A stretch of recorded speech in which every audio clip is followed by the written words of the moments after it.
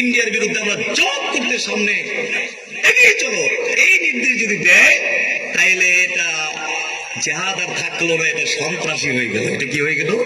সন্ত্রাসী। ইমাম সাহেব যদি এই ডিক্লারেশন দেয়, মুফতি সাহেব যদি এই ডিক্লারেশন দেয়, তাইলে এটা সন্ত্রাসী হয়ে গেল। এই জিহাদের ঘোষণা দেওয়ার অথরিটি ইসলাম একমাত্র দিয়েছে কাকে? গভর্নমেন্টকে। কন্যা সুবহানাল্লাহ। আর বাংলাদেশে মেড ইন বাংলাদেশ জিহাদ হইল কি? চলো পল্টন ময়দানে, যার কাছে লাঠি সুরা যা আছে চলো আমরা জিহাদ করতে চাই। বাংলাদেশে ইবাদত গুলোকে এত বেশি বিকৃত করা হয়, বিশ্বের কোন দেশে ইবাদত গুলোকে এইভাবে বিকৃত করা হয় না। এই জন্য আমাদের প্রত্যেকটি ইবাদত ভিন্ন ভিন্ন ভাবে পরিপূর্ণভাবে বিস্তারিত ভাবে আমাদেরকে বুঝতে হবে, এর উপর আমাদেরকে চলতে হবে। তাইলে আমরা দিন পালন করব, নতুবা দিনের নামে বদ্দিন পালন করব, ধর্মের নামে অধর্ম পালন করব আমরা। এবং জিহাদের তরিকার ক্ষেত্রে আমাদেরকে সতর্ক থাকতে হবে। নামাজের তরিকার ক্ষেত্রে সতর্ক কম থাকলে অসুবিধা নেই, কারণ এটা আল্লাহর সাথে ব্যাপার। নামাজে হয়তো কাইফিয়তে একটু ভুল হয়ে গেছে, রুকু সাজদাটা সঠিকভাবে আপনি হয়তো আদায় করেননি, এখানে ত্রুটি হয়ে গেছে, এটা আল্লাহর সাথে আপনার ব্যাপার। আপনি আল্লাহর কাছে ক্ষমা চাইলে আল্লাহ মাফ করে দিবেন। কিন্তু জিহাদের ব্যাপারটা হকুল ইবাদের সাথে জড়িত আছে। এই জায়গায় যদি পদ্ধতিগত একটু ভুল হয়ে যায়, তাইলে দেখা যাবে যে হকুল ইবাদের সাথে আপনি জড়িত হয়ে গেলেন। আল্লাহ ক্ষমা করবেন না যতক্ষণ পর্যন্ত যার হক আপনি নষ্ট করেছেন সেই ব্যক্তি আপনাকে ক্ষমা না করে। আন্তাজি মনে হয় যে এই জিহাদ ছাড়া আর কোনো কিছু ইসলামের জন্য আর কোনো কিছু নেই। অবশ্যই জিহাদ অনেক উন্নত মানের ইবাদত, অনেক উন্নত মানের ইবাদত, তাতে কোনো সন্দেহ নেই, কিন্তু এটার নির্দিষ্ট রূপরেখা অনুযায়ী হইতে হবে, আর না এটা সন্ত্রাসী হয়ে যাবে। জোরে কোন কি হয়ে যাবে? আমি আলেম ওলামাদেরকে বলবো, প্লিজ এগুলো করে করে বাংলাদেশকে আর ঝুঁকির মধ্যে ঠেলে দিবেন না। এই স্টেজ পেয়েছি আমরা আলেমরা, এর মাইক পাইয়া যা মন চায় তাই আমরা বলে ফেলি, খালি মজা মারি। ইন্ডিয়ার জনগণকে, বাংলাদেশের জনগণকে মুখোমুখি দাঁড় করে দিতে চাচ্ছে। বাংলাদেশের সমস্ত হিন্দু মাশাআল্লাহ এদেশে শতভাগ নিরাপদে আছে, কিন্তু অনেক আলেম ওলামা স্টেজের মধ্যে এসে হুঙ্কার তুঙ্কার দিয়ে মজা মারে, মজা মাইরা ঘরে গিয়া খুব ঘুম দেয় যে আজকে সেচ্চাইছি, মজা মারে। কিন্তু এটা আগা কই গোড়া কই, এটা সামনে কি আছে পিছনে কি আছে কোন চিন্তা ভাবনা হুজুরদের নেই। এইভাবে বিপদের দিকে আমরা ঠেলে দিচ্ছি আমাদের বাংলাদেশে। অতএব দায়িত্বশীলতার পরিচয় দিতে হবে আমাদেরকে। কারণ আমেরিকা চাচ্ছে, পশ্চিমারা চাচ্ছে, এখানে যুদ্ধের একটা ফিল্ড তৈরি করতে চাচ্ছে। কি তৈরি করতে চাচ্ছে? কারণ ওদের বড় ব্যবসায় হলো যুদ্ধ ব্যবসা। এদের ব্যবসা কি? সারা পৃথিবীতে জায়গায় জায়গায় তারা যুদ্ধ তৈরি করতেছে। যুদ্ধ তৈরি করে তারা তাদের অস্ত্রের বিজনেস করতেছে, যুদ্ধ বাঁধিয়ে স্বর্ণ চুরি করতেছে, তৈল চুরি করতেছে, মুসলমানদের সম্পদ সব তারা হরণ করে নিয়ে যাচ্ছে। আমাদের এই বেল্টও তারা চাচ্ছে এরকম একটা যুদ্ধের ক্ষেত্র খোলা যায় কিনা, কারণ এই জায়গাটা খুবই ইম্পর্টেন্ট একটা জায়গা।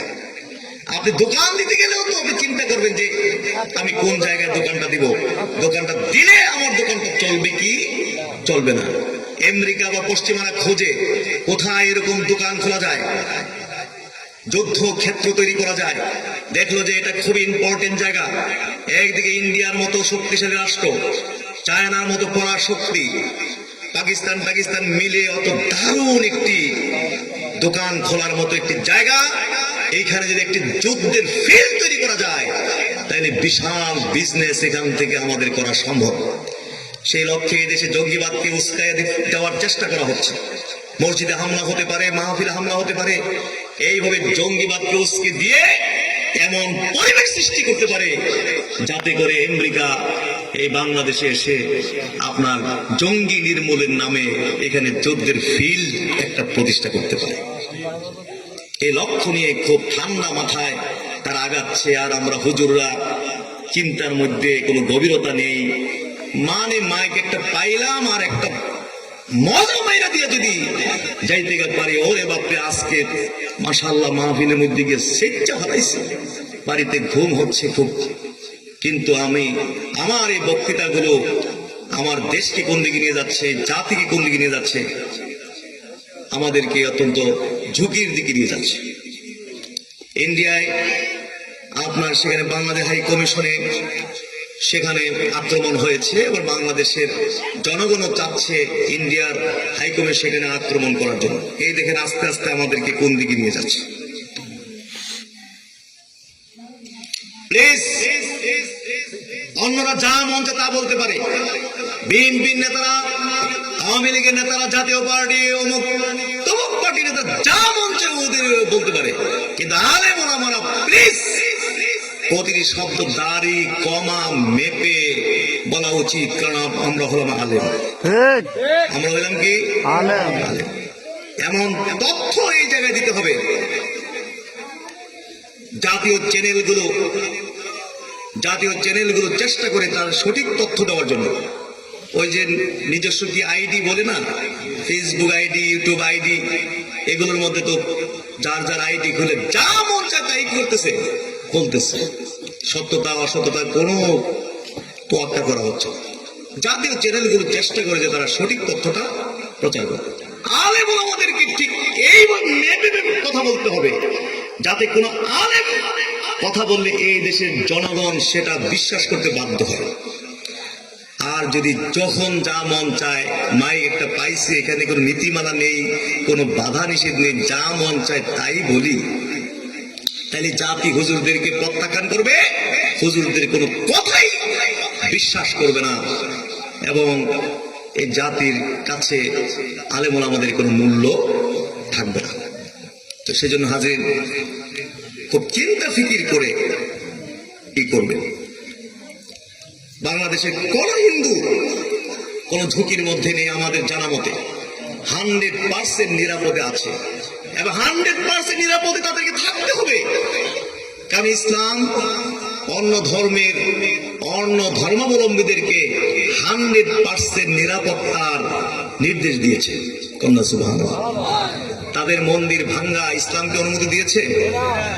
তাদের রক্ত কি আমাদের জন্য হালাল? বরং বলেছে যে কোন চুক্তিবদ্ধ অমুসলিমকে যদি কেউ হত্যা করে সে জান্নাতে প্রবেশ করবে, দূরের কথা জান্নাতের গ্রামও সে পাবে না।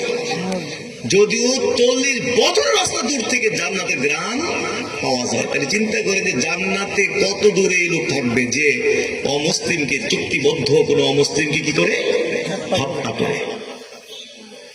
বলেন না সুবহানাল্লাহ। এইভাবে নিরাপত্তার ব্যবস্থা করেছে। এমনকি শুধু না, বলা হয়েছে এদের দেব দেবীদেরকে তোমরা গালি দিবে না। যদি এদের দেব দেবীকে তোমরা গালি দাও তাইলে তারা মানে মূর্খতাবশত তোমাদের আল্লাহকে তারা গালি দিবে। কিভাবে ইসলাম অমুসলিমদের নিরাপত্তার নিশ্চয়তা দিয়েছে, বলেন না সুবহানাল্লাহ। তো শুধু মুখে মজা মাইরা আজকে এই কঠিন অবস্থা কেন আমরা সৃষ্টি করতে যাব? সারা বাংলাদেশে আলেম ওলামাদেরকে দয়া করে আমি হাতে পায়ে ধরে বলছি, প্লিজ শুধু মজা মারার জন্য স্টেজে মাইক পেয়ে হাও চিল্লাচিল্লি করে এই কঠিন অবস্থার দিকে যেন আমাদের বাংলাদেশকে ঠেলে না দেওয়া হয়।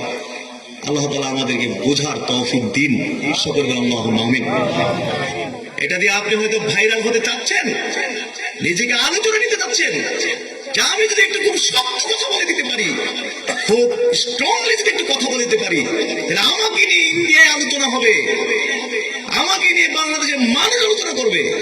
কিন্তু আপনি তো একটা দেশকে ধ্বংসের দিকে ঠেলে দেন।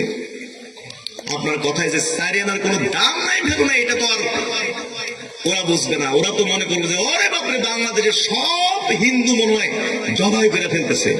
আসলে একটা হিন্দুর গায়ে তো একটা ফুলের টোকাও লাগে না।